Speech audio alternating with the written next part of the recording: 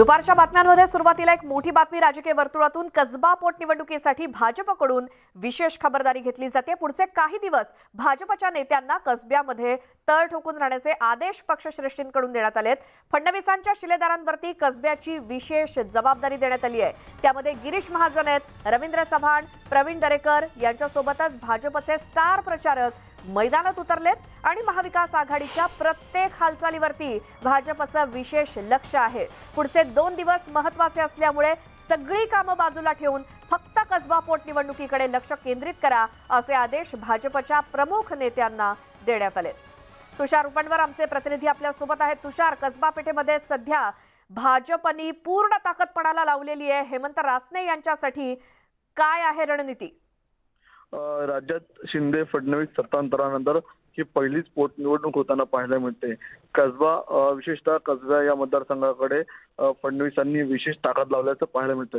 फडणवीसांचे विशेष दूत म्हणून ज्यांना ओळखलं जातं ते म्हणजे रवींद्र चव्हाण असतील, गिरीश महाजन असतील, प्रवीण दरेकर असतील, हे आपल्याला गेल्या 8 दिवसापासून कसबामध्ये आपल्याला ठाण म्हणून असल्याचं पाहायला मिळतात। हे प्रमुख 3 नेते आणि भाजपचे प्रमुख नेते हे आपल्याला कसब्यामध्ये 24 तास बैठका आणि प्रचाराचं या ठिकाणी तंत्र अवलंबत असल्याचं पाहायला मिळतात। अनेक कार्यकर्त्यांशी संवाद सुरू आहे, पदाधिकाऱ्यांशी संवाद सुरू आहे, नियोजनपूर्व बैठका सुरू आहेत। आज स्वतः देवेंद्र फडणवीस आपल्याला कसब्यामध्ये मोठा रोड शो घेताना पाहायला मिळणार आहेत। कालच अजित पवार आणि आदित्य ठाकरे यांचा रोड शो झाला होता। विशेषतः कसब्याकडे सगळ्यांचं लक्ष लागलेलं आहे। कसबा हा मतदारसंघ देवेंद्र फडणवीस यांना काही करून जिंकायचाच आहे। त्यामुळे या मतदारसंघामध्ये देवेंद्र फडणवीसांनी त्यांचे विशेष सहकारी म्हणून ज्यांना ओळखलं जातं ते गिरीश महाजन असतील, रवींद्र चव्हाण असतील, प्रवीण दरेकर असतील, या सर्वांना तुषार, त्यामुळे ही सगळी भाजपच्या नेत्यांची फळी सध्या पुण्यामध्ये तळ ठोकून आहेत कसब्यामध्ये जोरदार प्रचारासाठी। आता पुढची बातमी, ठाकरे गटाच्या आमदारांची मातोश्रीवरती एक तातडीची बैठक बोलावण्यात आली आहे। काही वेळात या बैठकीला सुरुवात होईल। अधिवेशनाच्या पार्श्वभूमीवर शिवसेना पक्षप्रमुख उद्धव ठाकरेंनी ही बैठक बोलावली आहे। तर ठाकरे गटाच्या वतीनं राज्यभरात शिवसप्ताह अभियान घेतलं जाणार आहे, त्यावर देखील या बैठकीत चर्चा होईल। थोड्याच वेळात या बैठकीला सुरुवात होईल। उदय जाधव आमचे प्रतिनिधी आपल्या सोबत आहेत। उदय, मातोश्रीवरती एक महत्त्वाची बैठक होते, कोण कोण हजर राहणार आहे? मातोश्रीवरती शिवसेना पक्षप्रमुख उद्धव ठाकरे यांच्या उपस्थितीमध्ये त्यांच्या आमदारांची, समर्थक आमदारांची महत्त्वाची बैठक जी आहे ते तात्काळ बोलवण्यात आलेली आहे। त्यासाठी आमदार देखील इथे उपस्थित राहू लागलेले आहेत।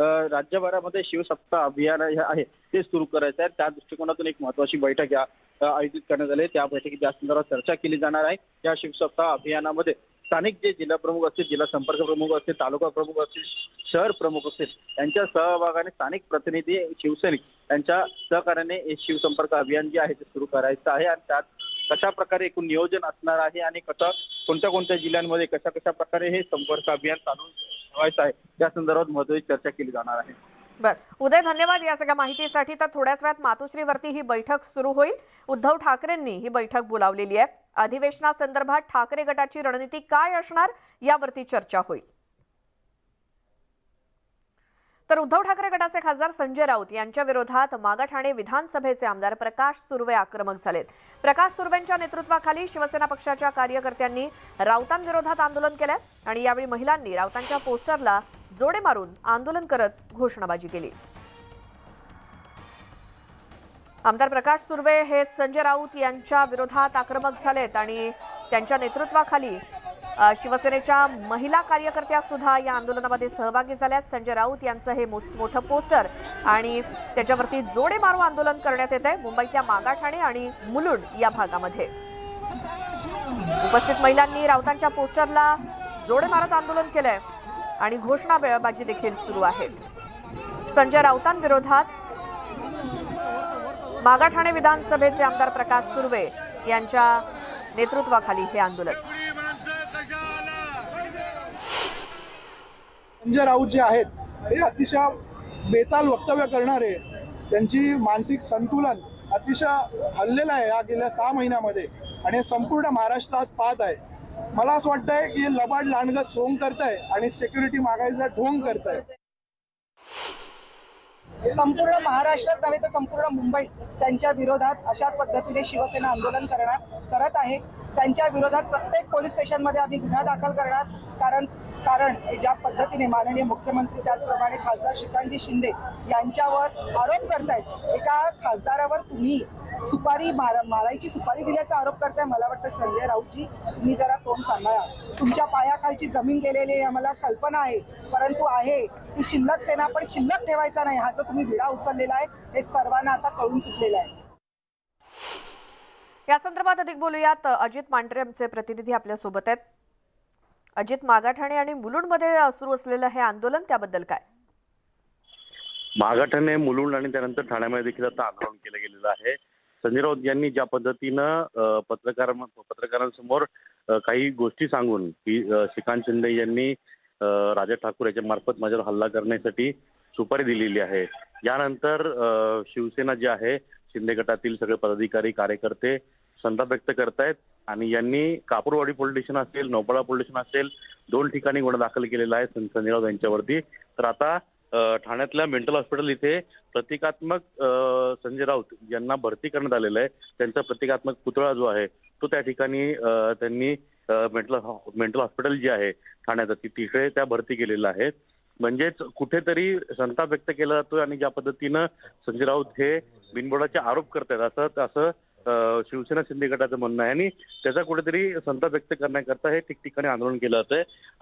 संध्याकाळी कल्याणमध्ये, डोंबिवलीमध्ये आणि ठाणे जिल्ह्यात बऱ्याच ठिकाणी अशा पद्धतीनं संजय राऊत यांचा निषेध केला जाणार आहे आणि ज्या पद्धतीनं संजय राऊत हे वक्तव्य करतायत त्या पद्धतीनंच त्यांना उत्तर दिलं जाईल असं देखील शिवसेना शिंदे गटातील लोकांचं म्हणणं. बरं अजित, थोडंसं थांबवतंय, मात्र एक मोठी बातमी येते यावेळेला, ती आधी पाहूयात.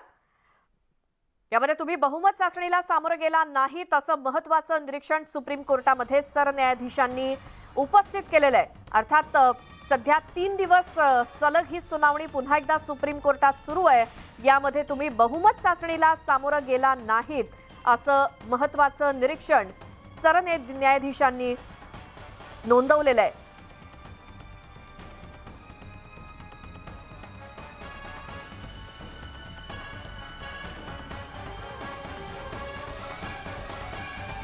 सुप्रीम कोर्टातल्या सरन्यायाधीशांचं हे महत्वाचं निरीक्षण आणि त्यांनी ठाकरे गटाला उद्देशून एक निरीक्षण नोंदवलेलं आहे. त्यामध्ये तुम्ही बहुमत चाचणीला सामोरं गेला नाहीत असं न्यायाधीशांचं म्हणणं आहे, सरन्यायाधीशांचं म्हणणं आहे. त्यामुळे हा सवाल आता ठाकरे गटाला केला गेलाय. अर्थात यावरती आता त्यांच्या वकिलांकडून काय उत्तर दिलं जातं हे देखील पाहणं महत्वाचं आहे. मात्र दोन्ही गटाकडून, दोन्ही बाजूंनी वकिलांचे युक्तिवाद सुरू आहेत.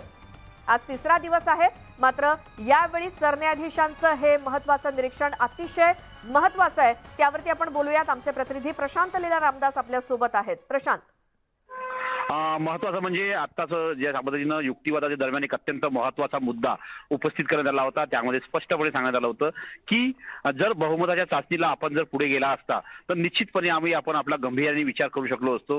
हे एक मोठं ऑब्झर्वेशन कोर्टाचं आहे असं मानावं लागेल.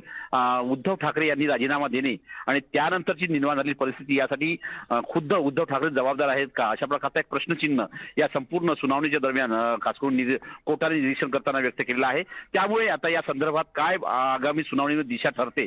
सोबतच जर बघितलं ज्या पद्धतीने डॉक्टर अभिषेक मनु सिंघवी यांना विविध प्रकारचे प्रश्न हे कोर्टाच्या वतीनं केले जात होता, त्यामुळे आता या घडीला काय निर्णय होतो हे देखील पाहणं अतिशय महत्वाचं असेल.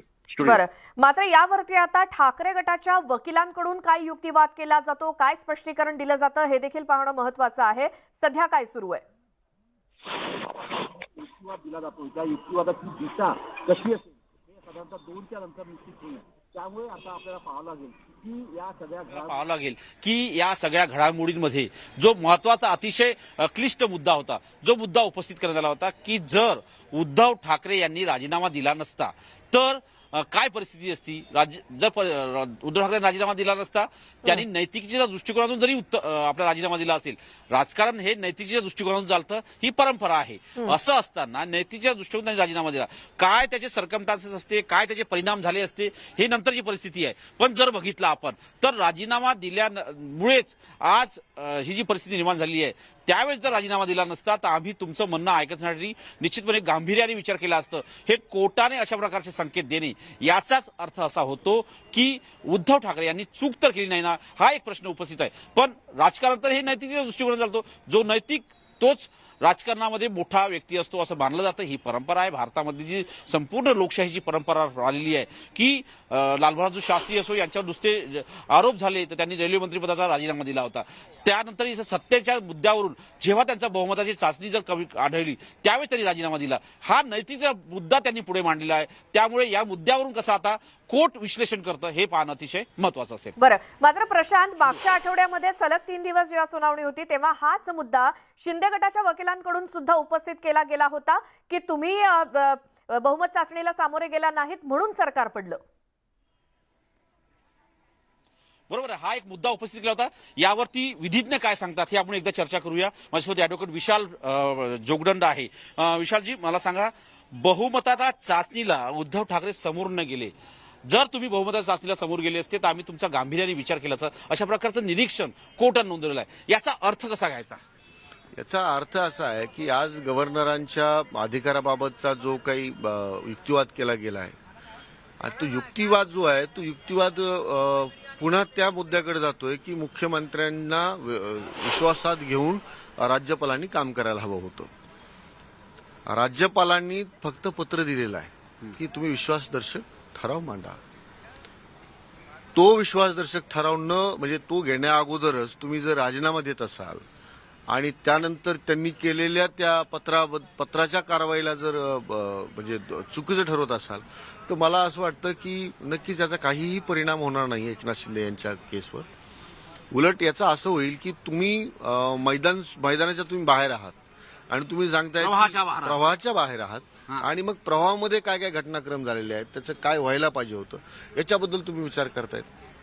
ओके, प्रवाहाच्या बाहेर राहून प्रवाहामध्ये काय घटनाक्रम होतो या संदर्भात विचार करणे आणि त्यावरती मत व्यक्त करणे हे योग्य नाही, अशा प्रकारचं निरीक्षण कोर्टाने नोंदवलंय असे विधिज्ञ आपल्याला सांगत आहे. ॲडव्होकेट विशाल जोगदंड सुप्रीम कोर्टातले ज्येष्ठ वकील आहेत. स्टुडिओ आणि प्रशांत, आता एक सरन्यायाधीशांनीच हा मुद्दा मांडलेला आहे, त्यामुळे आता या सुनावणीमध्ये खरं तर आजचा 3रा दिवस आहे, आज 3 दिवसांचीच ही सुनावणी होती, तर जर सरन्यायाधीशांनी हे महत्वाचं निरीक्षण नोंदवलं तर मग यातून काय अर्थ काढायचा? नाही, महत्वाचं म्हणजे या निरीक्षणांचा अर्थ काढला जाऊ शकत नाही. निरीक्षण हे दरम्यानच्या काळात नोंदवलेले मतं असतात, त्या मतांचा आदेश होतो का असं फार बघितलं जात नाहीये. आदेश जो कोर्टाचा आदेश असतो फार तो वेगळा असतो. दरम्यानच्या काळात कोर्ट समजावून घेण्याचा स्वतः प्रयत्न करतात, कारण की युक्तिवाद करताना एक विरोधी गट आपले मुद्दे मांडतो, दुसरा गट आपले मुद्दे मांडतो. त्या मुद्द्यांमधलं सापेक्ष काय आहे आणि त्या मुद्द्यांमधला मध्यांक काय आहे तो काढण्याचा प्रयत्न कुठेतरी कोर्ट करत असतो. त्यामुळे निरीक्षण नोंदवत असतात.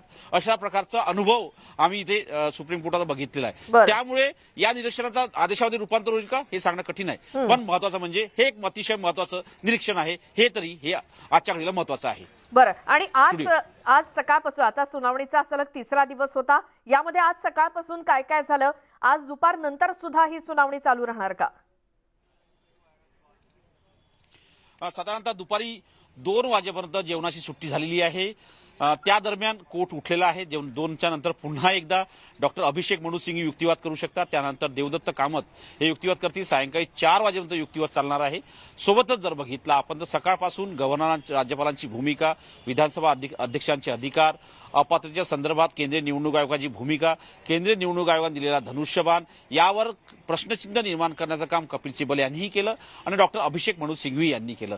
महत्वाचं म्हणजे त्यामध्ये अनेक असे मुद्दे मांडलेले आहेत ज्या मुद्द्यांवरती कोर्टाने देखील निरीक्षण नोंदवलेलं आहे. त्या मुद्द्यांच्या आधारावरती आगामी सुनावणी होण्याची शक्यता आहे. बरं प्रशांत, धन्यवाद या सगळ्या माहितीसाठी आणि विश्लेषणासाठी.